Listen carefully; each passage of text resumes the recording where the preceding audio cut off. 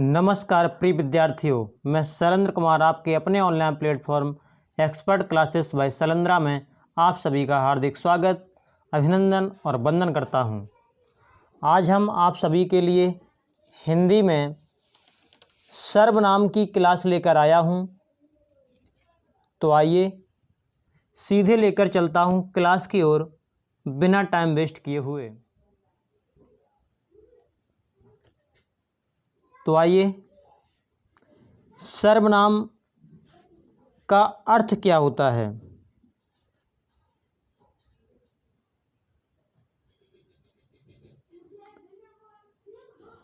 सर्वनाम का कार्य क्या होता है?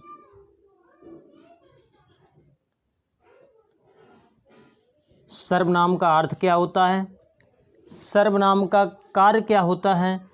सर्वनाम का दूसरा नाम क्या है?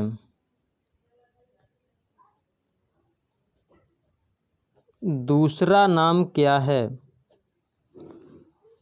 और सर्वनाम का रूपांतरण कैसे किया गया है?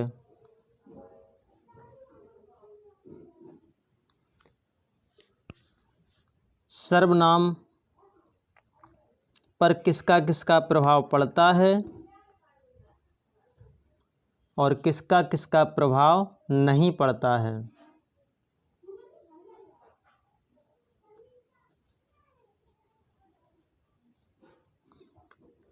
बात करेंगे कि सर्वनाम के अनुसार कारक कितने हैं।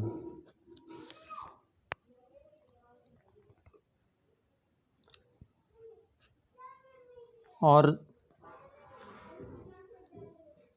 चलिए यहाँ पर लिख दे रहे हैं। इतनी बात पहले समझेंगे। सर्वनाम का जो अर्थ होता है वो होता है सबका नाम। क्या होता है? सबका नाम।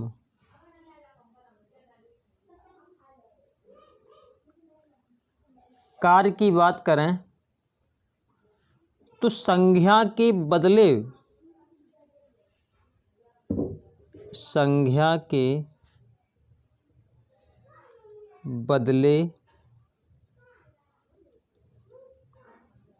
प्रयोग किए जाते हैं। सर्वनाम का दूसरा नाम क्या है? ये तो बहुत मोस्ट इम्पोर्टेंट है, ये कई बार परीक्षाओं में आया है। सर्वनाम को संज्ञा प्रतिनिधि कहा जाता है। संज्ञा प्रतिनिधि।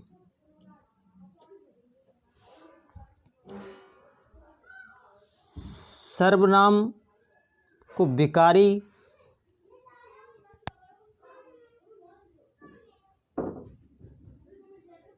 विकारी ना कहें तो व्यय।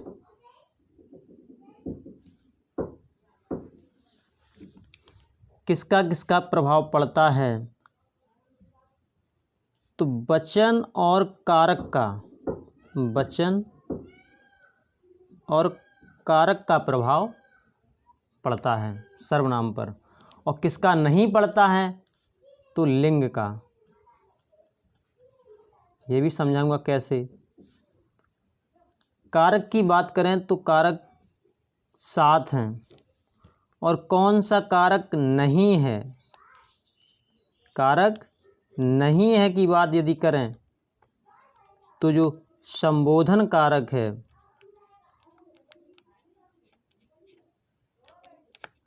जो संबोधन कारक है,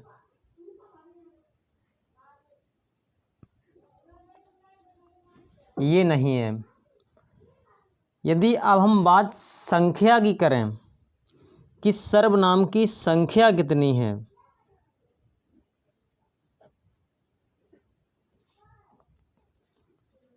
तो अपना आंसर जाएगा 11।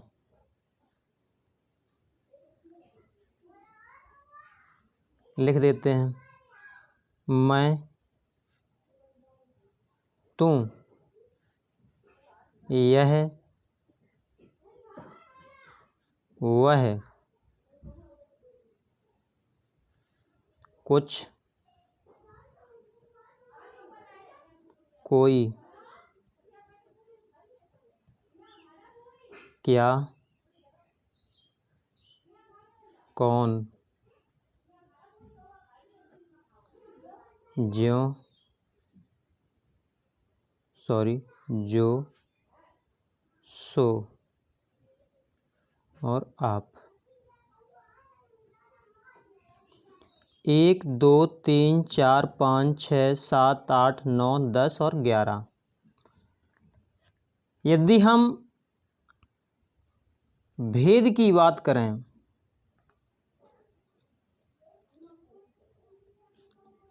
तो भेद होते हैं 6। कौन कौन से?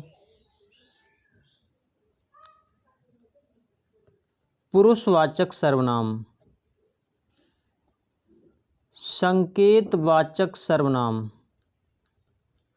संकेतवाचक सर्वनाम।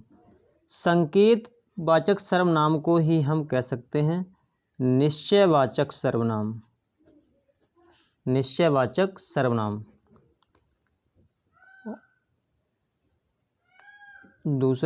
तीसरा है अनिश्चयवाचक सर्वनाम, अनिश्चयवाचक सर्वनाम। प्रश्नवाचक सर्वनाम, संबंधवाचक सर्वनाम और निजवाचक सर्वनाम।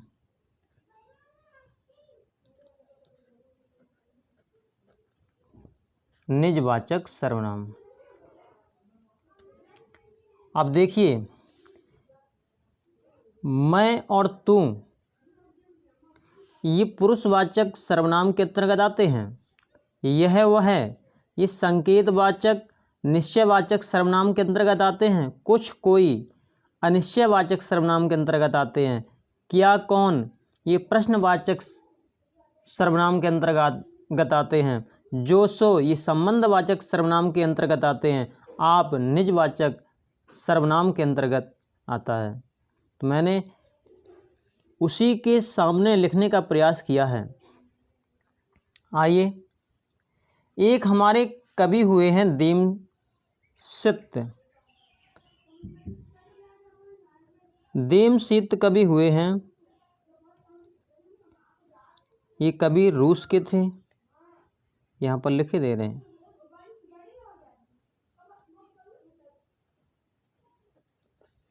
इनके अनुसार कुछ सर्वनाम, जैसे एक आया है संयुक्त सर्वनाम,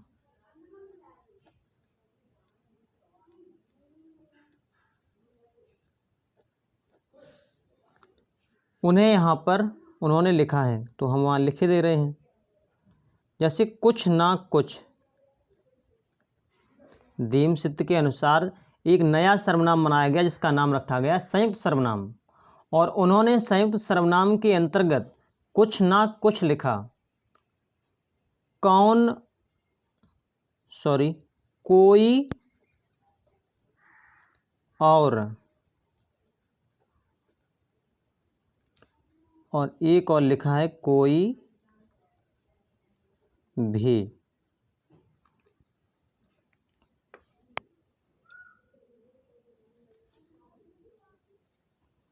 एक उन्होंने एक विशेष, कुछ बचा नहीं तो एक विशेष में लिखे दे रहे हैं। विशेष में क्या है? पुरुषवाचक सर्वनाम, पुरुषवाचक सर्वनाम। इसको हम आगे देखेंगे।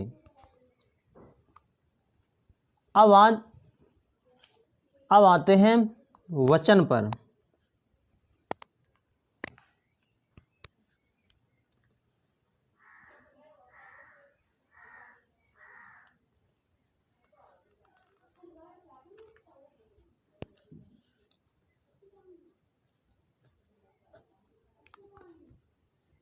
अब वचन कितने होते हैं हिंदी में? तो हिंदी में यदि हम वचन की बात करें तो हिंदी में वचनों की संख्या है 2। एक है एक वचन और एक है बहुवचन।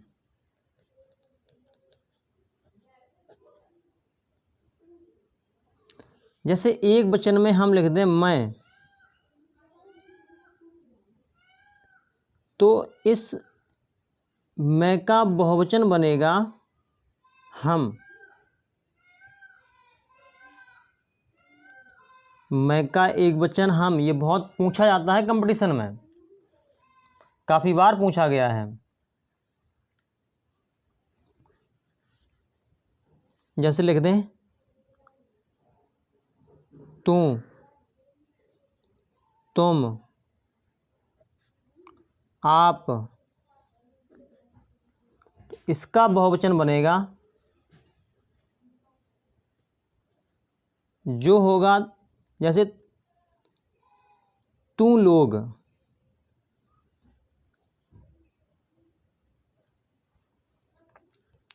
तुम लोग,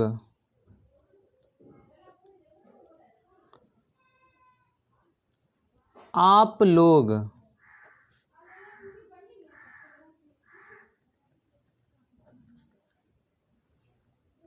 समझ में आ रहा है।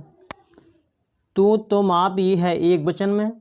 अगर इसका बहुवचन बनाएंगे तो बनेगा तू लोग, तुम लोग और आप लोग।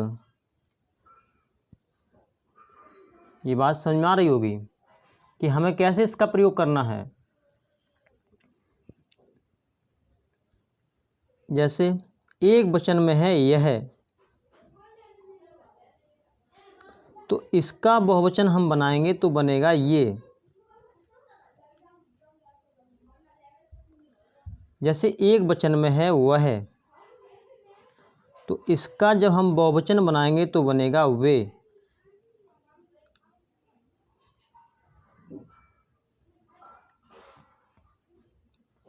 जैसे एक वचन में है कोई, तो इसका बहुवचन बनाएंगे तब बन जाएगा किन्हीं।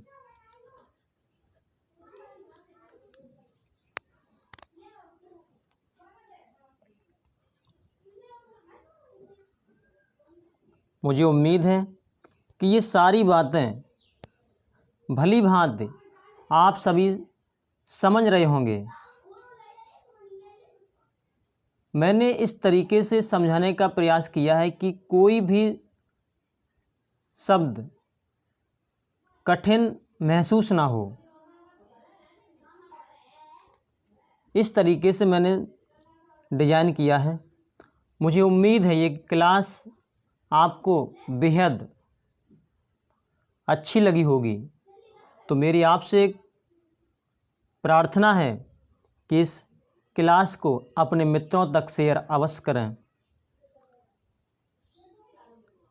तो चलिए कल फिर मिलेंगे एक नेक्स्ट वीडियो में।